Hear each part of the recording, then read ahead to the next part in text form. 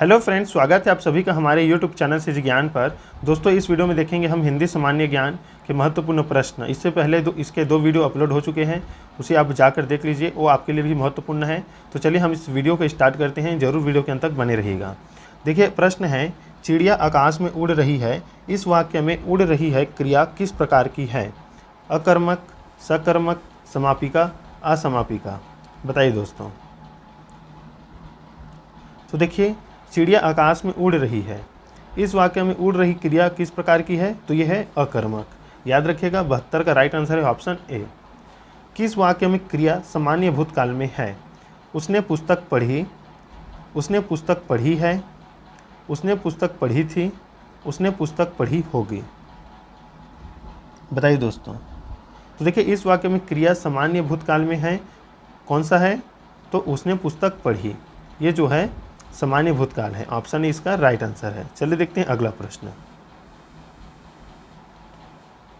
निम्नलिखित में से किस वाक्य में अकर्मक क्रिया है? गेहूं पीस रहा है, मैं बालक को जगवाता हूं, मदन गोपाल को हंसा रहा है, राम पत्र लिखता है।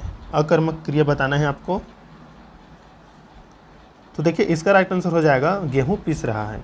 ये जो है अकर्मक क्रिया है, याद रखिएगा। सामान्य वर्तमान काल का उदाहरण है, सीता बाजार जाती होगी, रमेश ने समाचार पत्र पढ़ा, वर्षा हो रही थी, वह कलकत्ता जाता है। तो देखिए, सामान्य वर्तमान काल है, वह कलकत्ता जाता है। ऑप्शन डी इसका राइट आंसर है। निम्नलिखित में से किस वाक्य में अकर्मक क्रिया है? श्याम भात खाता है, ज्योति रोती है, मैंने उसे पुस्तक दी, उसकी कमीज है। बताइए दोस्तों। तो देखिए, अकर्मक क्रिया है, ज्योति रोती है, क्योंकि रोना जो है वो अकर्मक क्रिया में आता है। याद रखिएगा, ज्योति रोती है। निम्नलिखित में विकारी शब्द कौन से हैं? संज्ञा सर्वनाम विशेषण क्रिया, तत्सम तद्भव देशज विदेशज, क्रिया विशेषण संबंध बोधक विस्मयादिबोधक। तो देखिए, विकारी शब्द में कौन कौन से शामिल होते हैं? तो संज्ञा सर्वनाम विशेषण एवं क्रिया। तो ऑप्शन ए इसका राइट आंसर होगा, जिसमें लिंग वचन कारक जो है परिवर्तन होते हैं विकारी शब्द में। याद रखिएगा, अविकारी शब्द होता है। तो देखिए, अविकारी शब्द कौन सा होता है दोस्तों? तो अवयव होता है जो है, इसमें अवयव जो है अविकारी शब्द है। निम्नलिखित शब्दों में से कौन सा शब्द क्रिया विशेषण है? सूर्योदय, नीला, विगत, धीरे धीरे। तो देखिए, धीरे धीरे जो है क्रिया विशेषण है। ऑप्शन डी इसका राइट आंसर होगा। अव्यय के कितने भेद हैं? तो अव्यय के कितने भेद होते हैं दोस्तों? तो 4 होते हैं। ऑप्शन बी इसका राइट आंसर होगा। किस एक वाक्य में क्रिया विशेषण प्रयुक्त हुआ है? क्रिया विशेषण प्रयुक्त हुआ है, वह धीरे से बोलता है, वह काला कुत्ता है, रमेश तेज धावक है, सत्यवाणी सुंदर होती है। तो देखिए दोस्तों, इसका राइट आंसर हो जाएगा वह धीरे से बोलता है। यह जो है क्रिया विशेषण है। बृहत विशेषण का शुद्ध उत्तम अवस्था है, आपको बताना है। बृहत्तर, बृहत्तम, बृहत्तम, बृहत्तर। तो देखिए दोस्तों, इसका राइट आंसर हो जाएगा बृहत्तम। बृहत का विशेषण जो है और उसका शुद्ध उत्तम अवस्था है बृहत्तम। घनिष्ठ की शुद्ध उत्तर अवस्था है, मतलब घनिष्ठ के बाद की जो अवस्था है वो भी शुद्ध होना चाहिए। तो देखिए दोस्तों, इसका राइट आंसर हो जाएगा ऑप्शन सी, घनिष्ठतर।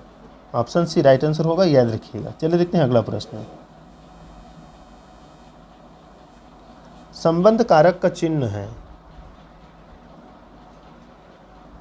आपको बताना है।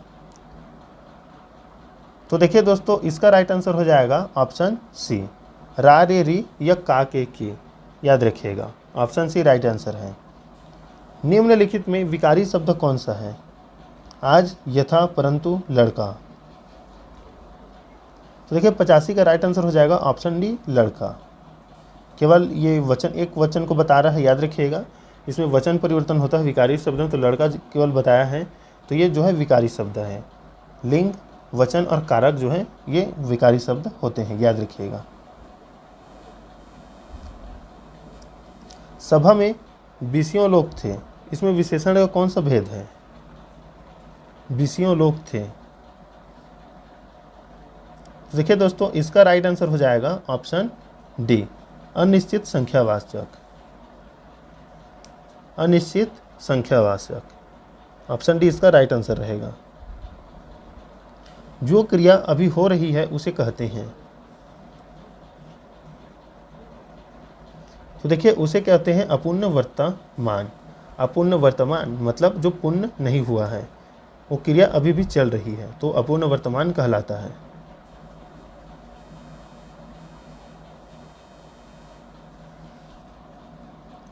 अगला प्रश्न देखिए, कौन सा शब्द क्रिया विशेषण है? तो देखिए क्रिया विशेषण है तेज। याद रखिएगा, देश को हानि जयचंदों से होती है, रेखांकित में संज्ञा है जयचंद से। बताइए दोस्तों, इसका राइट आंसर क्या रहेगा?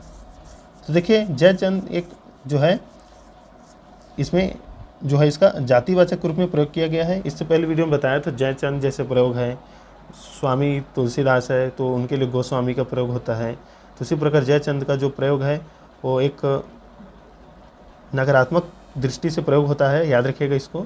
तो जातिवाचक है, जाति को बताता है, किसी व्यक्ति विशेष के लिए नहीं है। गरीबों को वस्त्र दो वाक्य में कारक है, करण कारक, अपादान, संप्रदान, कर्म।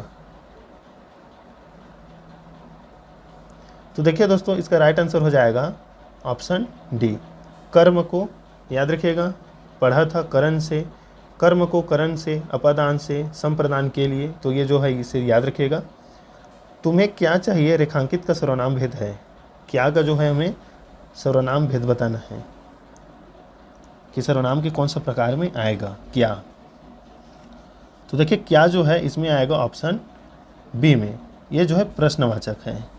प्रश्नवाचक सर्वनाम है, मतलब ये जो क्या है उसमें क्वेश्चन मार्क लगता है, याद रखिएगा। तो प्रश्नवाचक जो है सर्वनाम है।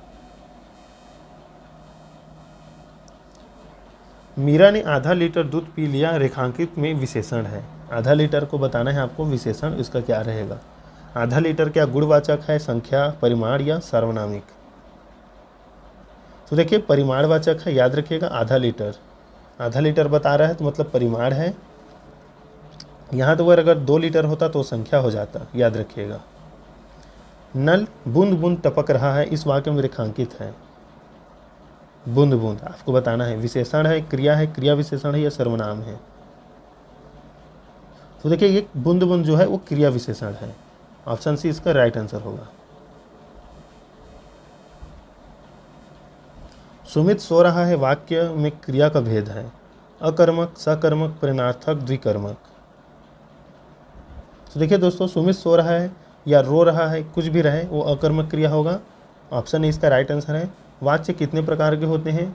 तो वाच्य जो है 3 प्रकार के होते हैं, याद रखिएगा। कौन कौन से होते हैं दोस्तों, जरूर कमेंट कीजिएगा।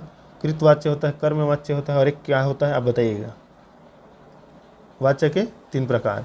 अवयव के भेद होते हैं, तो देखिए इसके भेद होते हैं ऑप्शन बी 4 प्रकार के, याद रखिएगा। 4 प्रकार के भेद पाए जाते हैं। निम्न वाक्य किस अव्यय से पूरा होगा?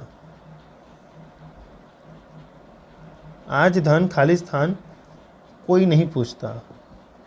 आज धन के बिना कोई नहीं पूछता, आज धन के साथ, आज धन तक को, आज धन कहाँ, कोई नहीं पूछता।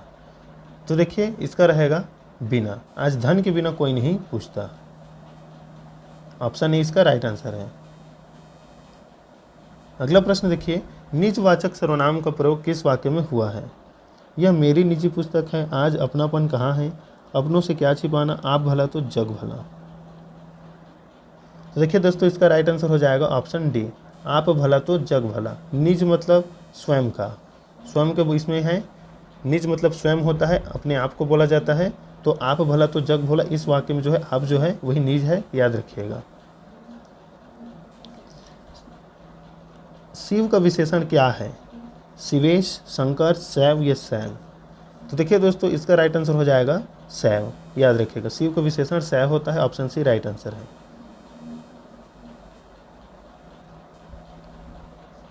वह घर पहुंच गया, इस वाक्य में पहुंच गया निम्नांकित में से किस क्रिया का उदाहरण है? देखिए वो घर पहुंच गया है तो ये संयुक्त क्रिया है, वह घर पहुंच गया। संयुक्त क्रिया। ऑप्शन सी इसका राइट आंसर होगा। इनमें से अपादान कारक की विभक्ति क्या है? तो देखिए अपादान से जो ट्रिक है याद करने का, अपादान से और अपादान जो है विरक्ति का भाव प्रकट करता है, याद रखिएगा। तो ऑप्शन सी इसका राइट आंसर होगा। शब्द जब वाक्य में प्रयुक्त होने की योग्यता प्राप्त करता है तो उसे कहते हैं वाक्य, ध्वनि, पद या समास। तो देखिए शब्द जब वाक्य में प्रयुक्त होने की योग्यता प्राप्त करता है तो उसे हम पद कहते हैं, याद रखिएगा। जब कोई भी शब्द या जो अक्षर जो है या कोई भी चीज़ जब स्वतंत्र होता है तो वह शब्द कहलाता है, जब वही वाक्य में प्रयुक्त हो जाता है तो वो पद कहलाता है, याद रखिएगा। तो दोस्तों ये थी इंपॉर्टेंट वीडियो आपके लिए सामान्य हिंदी का। तो मिलते हैं नेक्स्ट वीडियो में, तब तक के लिए धन्यवाद।